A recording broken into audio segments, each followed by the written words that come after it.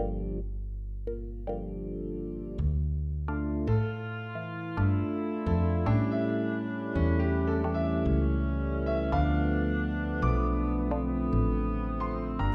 evening, and welcome to the Spring 2021 Esprit reading. I'm Amanda Talvesa, this year's editor-in-chief, and thank you for watching.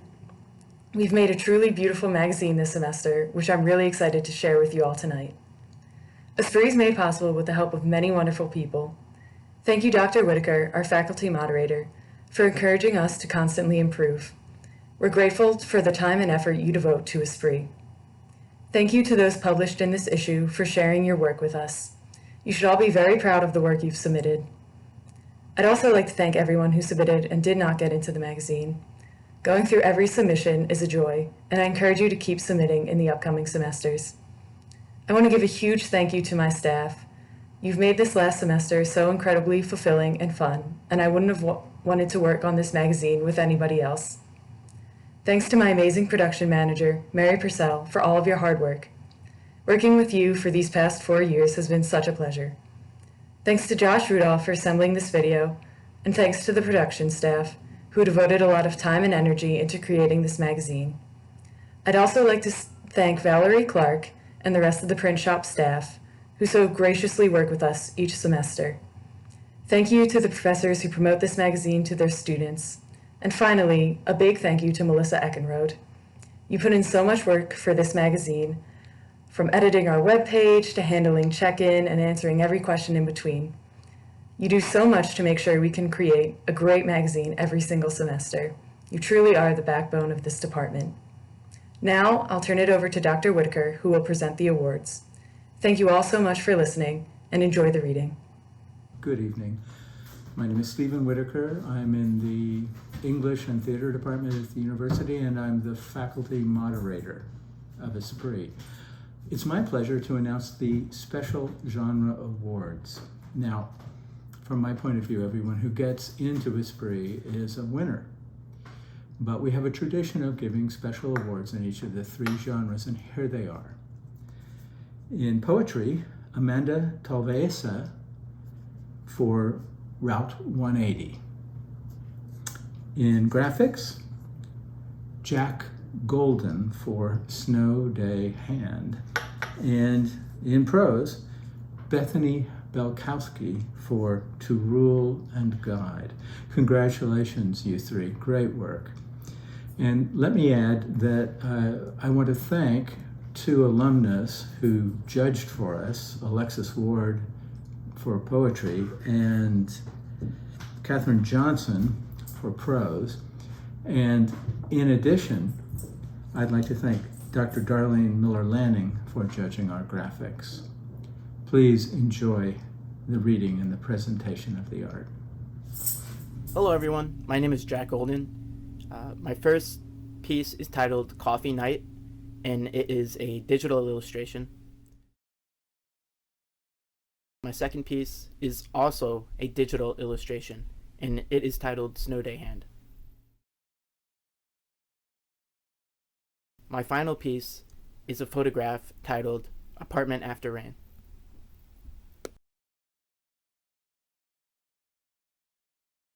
My name is Bethany Balkowski, and this is part of my short story, To Rule and Guide. My mother always told me my guardian angel had a sense of humor, just as her mother said to her and her mother before that. No matter what I did, he always saw, and no matter how much I tried to hide it, he always made sure I got what I deserved. He was good for tripping me up the stairs after I shoved past my sister, or for guiding the thick pointy teeth of a pricker bush branch into my leg after I let it swing back at whoever was behind me. He once even took the liberty of smiting my ice cream from the heavens after I jumped out from behind a corner, scaring my mother half to death. I remember how she bit her tongue, choking back the bitter words crawling up her throat. With the power of a saint, she resisted, only demanding I clean up the half-melted mess before it left a stain. Now I wish I had her prudence as I speed the short way from our house to the hospital. My sister, always better at listening to my mother's weary advice, sits next to me, bawling her eyes out in the passenger seat. I berate her for her lack of composure as I scream insults at the driver in front of us. With my full weight, I lay into the horn, but the prehistoric white Chrysler continues to do 10 under. Craning my neck, I try and spot the ambulance, but it must have already turned in. I sink my foot further into the gas, inching close enough to see flecks of paint chipping off the cheap car. My sister wails, begging me not to hit the driver. Desdemona, Desdemona, don't. Nearly snapping the crucifix chained to my neck, I turn to her in disbelief. How dare you, I roar, my voice embodying a tone I'd only ever heard my mother use. Do you think I'd just hit him? She shrinks back, surely fearing I'd smack her. Blinking away tears with unsteady breaths, she turns towards the windshield, refusing to meet my bulging eyes. I continue to stare, wondering if she thinks I'm a fool. I watch as her eyes go wide. Then the sound of my name breaks the silence. Desde, she shrieks, attempting to save precious milliseconds with my name. My eyes jerk back to the road. A few loose fragments of white paint are the first to collide with the windshield. This is Lily of the Valley. We learned to count by breaking the striped carnations in your mother's garden, stripping their limbs, hoping to find enough arms to hold one another with. In the beginning, I wrote the language for you, and now you speak in every tongue but mine. So we become tangled roots, certain in our suffocation. Before taken from the garden, you are reminded of the flowers we plucked at the neck and crushed between pages. And I must be pretty because I cannot breathe between the words you have written. So please show me how I can, crush too, perhaps inside a sealed jar where the lid cracks. Suddenly, and Lily dances through. She will offer you the indefinite embrace. Hi, my name is Molly Neeson, and this is my pencil drawing portrait of AHB. Hi everyone, my name is Bethany Balkowski, and this is my poem, Late Night Poetry. Once evening has reclaimed the avenue, and her father has locked every door, she opens a window and slips into clean sheets. We crack spines like caskets unveiling, embalmed pages adorned with sticky tabs and grocery receipts. Chewed nails bleed with the pensive prick of worn pages until I say, stop. She whispers, senseless words brimming with senseless beauty. She creeps upon each syllable as if tiptoeing through Queen Anne's lace, searching for an open field in which to dance. She stipples stanzas with stars, just out of reach. Ink of our own lies locked in desk drawers, too messy to emancipate. But for the moment, a loophole in the taut, blood-red thread laid out for us emerges, and responsibility leaves her. Breathless, by the last word, I know to offer my own. I read of adventures beyond these pages, of answers not worth finding, what's lost behind apostrophes. I've read of chronic corporate climbing, the flights of unhinged soldiers, watching the sparks that begot the blaze, of the sun's violence smeared across the rising dawn. Calls for those with pen to lay down and pick up their sword. We stagger, crushing petals, under the stab of the sun beginning his siege. He ties knots in loose tongues, and drowns flames that spoke, stolen words as if they were their own. Gagged and drenched, I press onwards, knowing we will dry by evening. Tonight, she and I will continue saying the world. Hi, my name is Sarah Leskovich, and this is my photograph Half Pipe.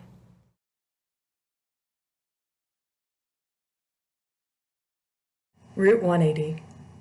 My love and I are going to Bedrock City, Arizona, a stop before we collect a love-size spider, 55 inches leg to leg. We've already chosen a name, Cain, for the curve of its limbs and the sweetness of our drive-through milkshakes, though maybe we'll change our minds and call her Baby Puss, in homage to the sculpted saber-tooth, rehabilitated like the raptors. Hi, my name is Joshua Rudolph. This is a little excerpt from my story called For Daniel. If you're following along, it's around the bottom of page 34. He wondered, Annalise, really? She was suicidal? It puzzled him. Daniel only imagined, that a suicidal person would not feel comfortable expressing the aesthetica of death. The goth isn't suicidal, he imagined. The goth is comforted by death. Is that a form of suicidality, or was it like some sort of Bushido-like acceptance? Example, Ian Curtis wanted to die. He never accepted though, right? The world crept up on him like an oil spill, sinking him and drowning him. Counterpoint, Nick Cave loves death and is, as of now, alive. He bathes in death. Daniel assumed that people that loved death wouldn't want to die. Obsession itself seemed like a sort of distancing. Figure 2. You never say that the football player is obsessed with football because he is football. But the diehard fan, the painted fan, is obsessed. It signals a certain distance. So why did the goth want to die? It sounded like a setup for a joke, which Daniel had no punchline. He stared at his phone. It was on his dresser, face down, so he couldn't see if notifications came. It was better to assume Annika hadn't texted him rather than confirm it. It's like the Schrodinger cat box, both at once, but never open it and you're fine. Keep it closed, don't worry about it, do something else. Thank you. Hello, my name is Sam Marenka. I'm a junior history major, and this is my photograph, Blood Dense.